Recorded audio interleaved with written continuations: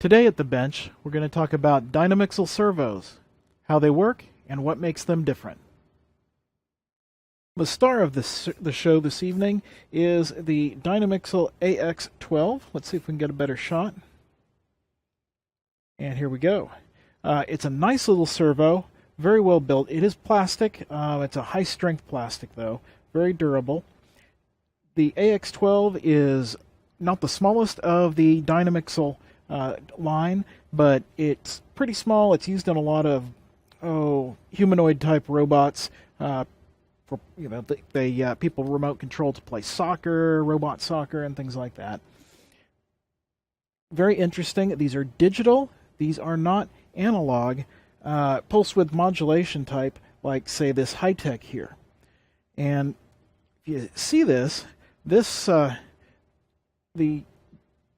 Dynamixel is about half the size of the high-tech. It also weighs about half as much, but yet it delivers about 50% more torque. So pretty good little package here. Let's take a look at the specs for the AX-12. Out at the Robotis site, we can see the spec sheet for this. This little servo is only 53 grams, and yet it has a no-load speed of 60 RPM, and it also doesn't just have a fairly wide turning radius, but it can be put into what they call wheel mode, where it turns continuously just like a wheel. So pretty neat. It has a stall torque of 1.5 Newton meters. That's like 212 ounce inches, 1.1 pound-feet. That's pretty decent for a small little servo, and it works on a reasonable voltage range of 9 to 12. Now what's different about these is instead of PWM, it uses digital communication. It's a half-duplex asynchronous serial. By being half-duplex, a duplex means that not only does a controller talk to the servo and tell it where to go, what to do, the servo also responds to queries from the controller. So you can ask the servo can be asked, what's its temperature? What is its current position? Things like that. So pretty neat capability. And it's also an addressable, so it's a multi-drop, and that means you can daisy chain the cables for these servos. There's not a ton of information out there, I would say, but there's a fair bit. There's a few libraries for Arduino and a few for Python to run it from a Raspberry Pi. But you can build your own because you have the information. You can write your own commands and just serial transmit the data. So there are different registers. So register 0 will respond with the model number in 2 bytes. You have to read both bytes of that. Then there's version, firmware, some interesting stuff like you can set the maximum torque. You can turn on the little LED on it. There's something called compliance margin. That's kind of an interesting thing. That compliance, and they've got all this documented, compliance is to set the control flexibility of the motor. That means if the motor was told to go to position 500, then it has to be within, you can set the compliance within, say, a few pixels of resolution, and it would have to say, you could set it to be within 2. So that means it would have to be between 498 and 502. So there's a lot going on with these little servos. You might see these little guys used in things like humanoid type robots. In this case, they're using a slightly smaller servo than this, but it's the same general principle. There's some pretty good sized robots that are built using these Dynamixel servos.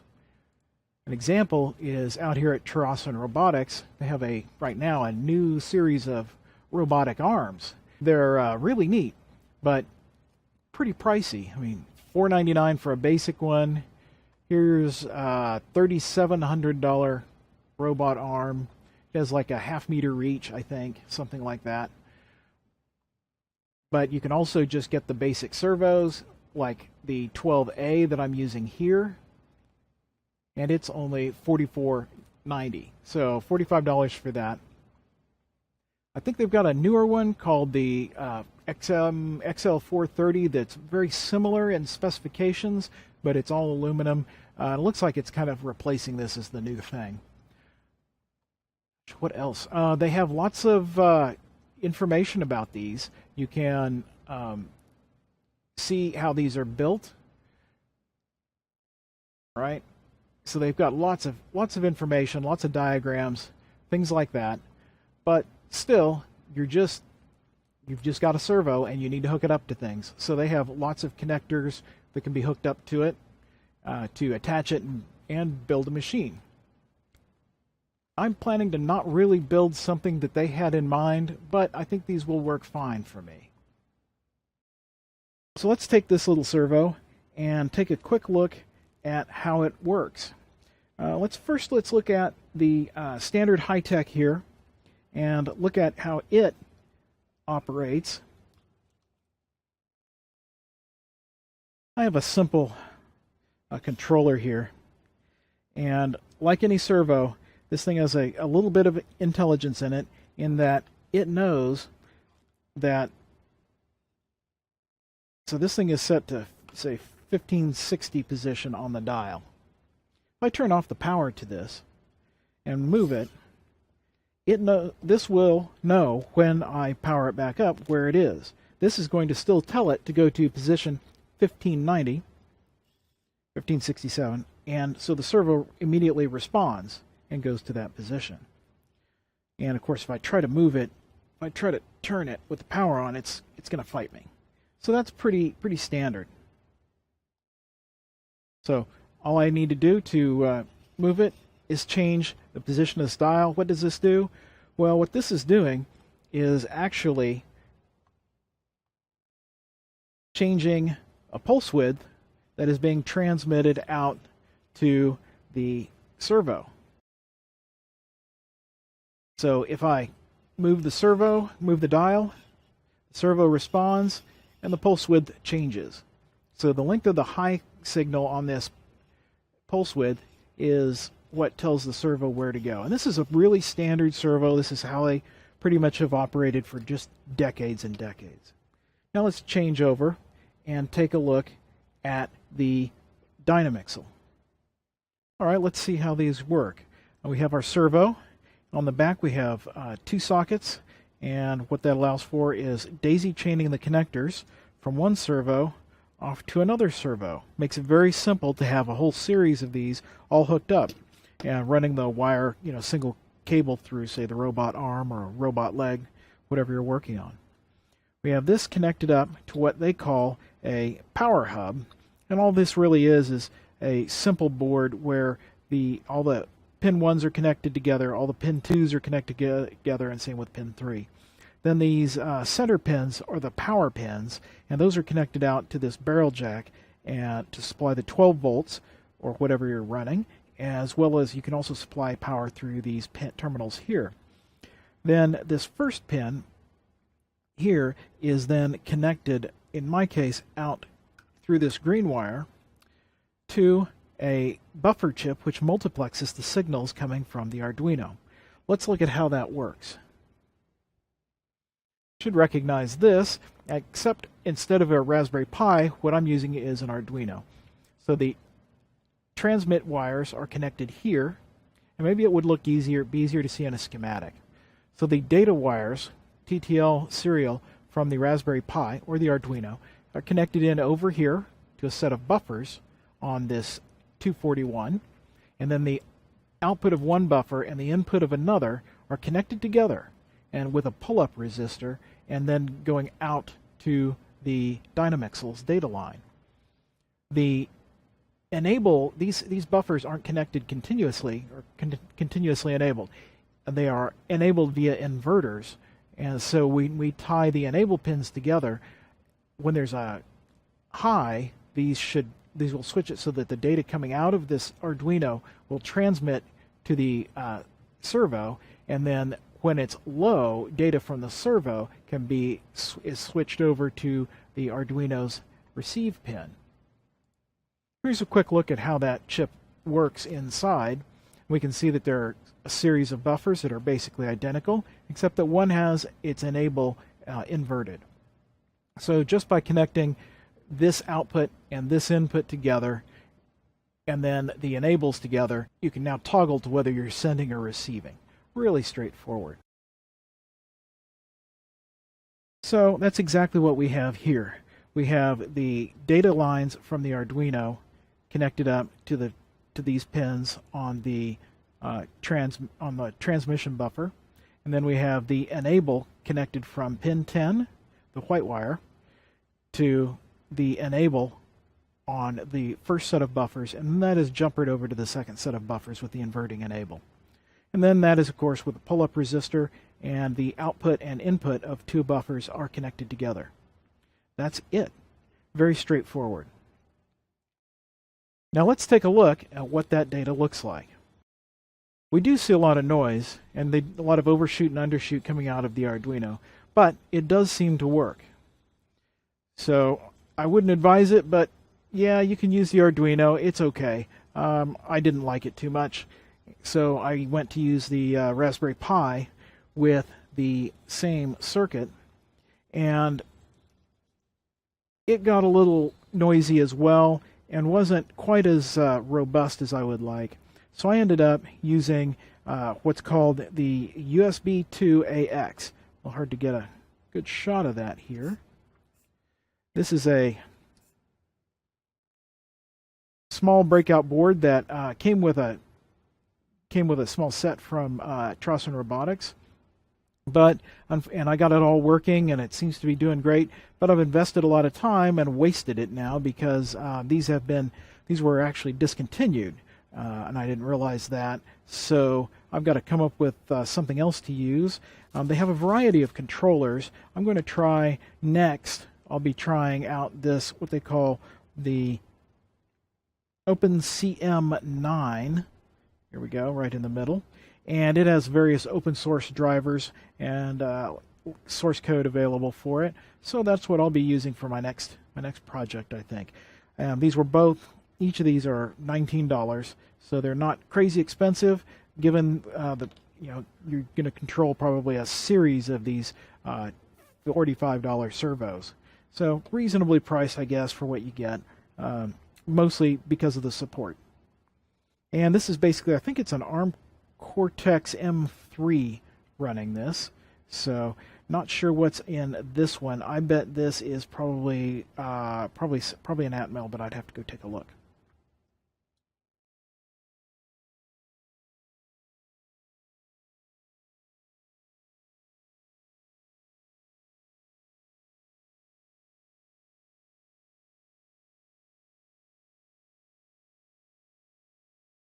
So let's try out this Dynamixel, the USB 2 AX, and take a look at the software and some of the options and how this thing works. We'll just plug this into the USB. Here I have two servos hooked up, and let's go take a look at the software that I'm using for this. This is the Dynamixel Wizard. It isn't great, but it generally works. The first thing we have to do is find the servos, and it can search at different speeds, bits per second, because these can transmit it up to 1 megabit per second. We'll start the search, and the software has found two servos, and I know that's all there are on this. So let's start talking to those servos. Here's the first servo. We can see its ID, and I'm hoping this will come through with enough resolution on the screen. It looks fine to me here, but it's hard to know with the recording. We have lots of options. We can set torque limit and speed.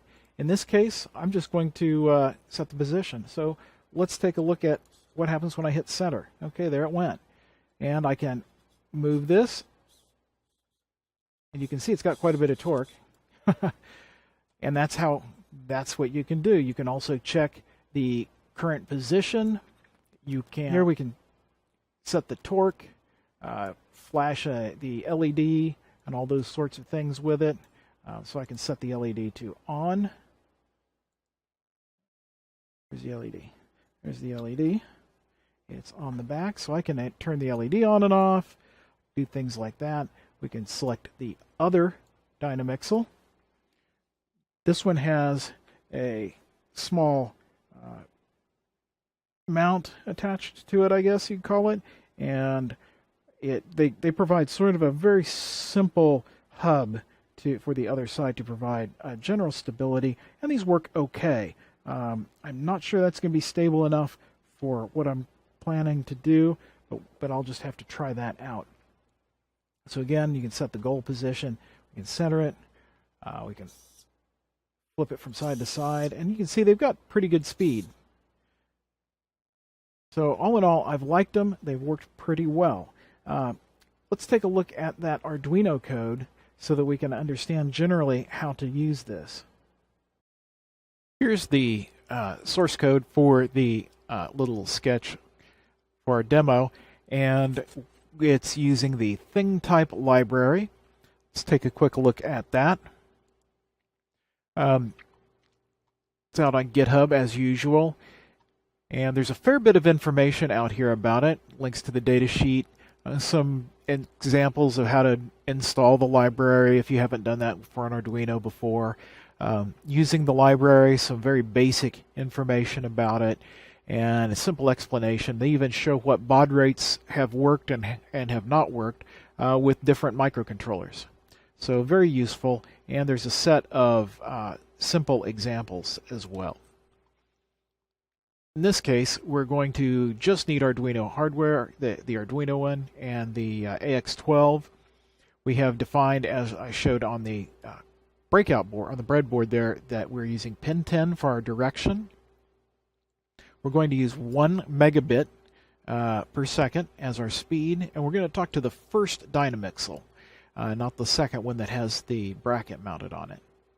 Now, 512 is the center position for a Dynamixel like this, an AX-12, out of 0 to 1023.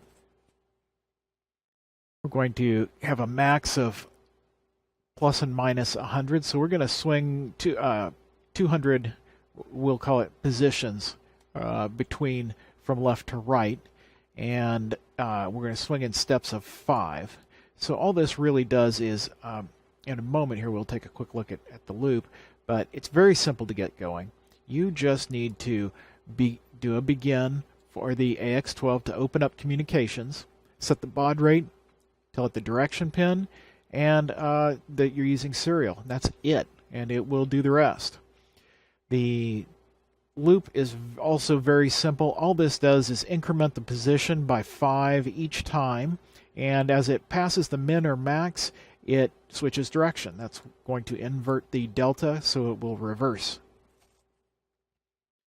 After that, it does a move, moving servo 1 to the position defined. Now,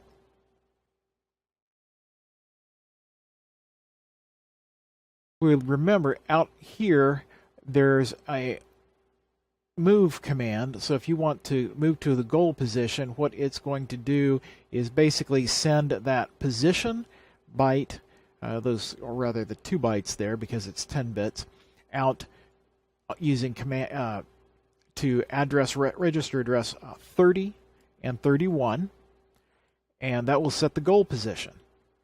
Very simple. So that's what the move command is doing right here. And that causes the servo to swing back and forth. There are plenty of other examples and lots of commands, as you can see, that are available. So it's very straightforward. And one of the things I was going to do with this was to send if I had a series of these servos in an arm, I could simply go through each servo, tell it to move to this one to 512 and the next one to 900 and so on to position the arm in exactly the right way. And while servos are busy moving, they'll all move, together. And I don't have to pulse a stepper motor and keep track of how many rotations it's had to know that it's now at the proper position or anything like that. So I thought this might be a simple way to build an arm very easily. So that's really all there is to say about it. It has lots of options, lots of little strap pieces of hardware you can mount to it so that you can build robot arms and legs and so on. Everything's based on M2. This uses M2 screws, so you'll want to have a bunch of these around, and nuts. These are actually threaded holes here. They're very nice, M2 threaded. This is an M3 on the back, and how you attach these two things are it has all these little slots here, and you can slide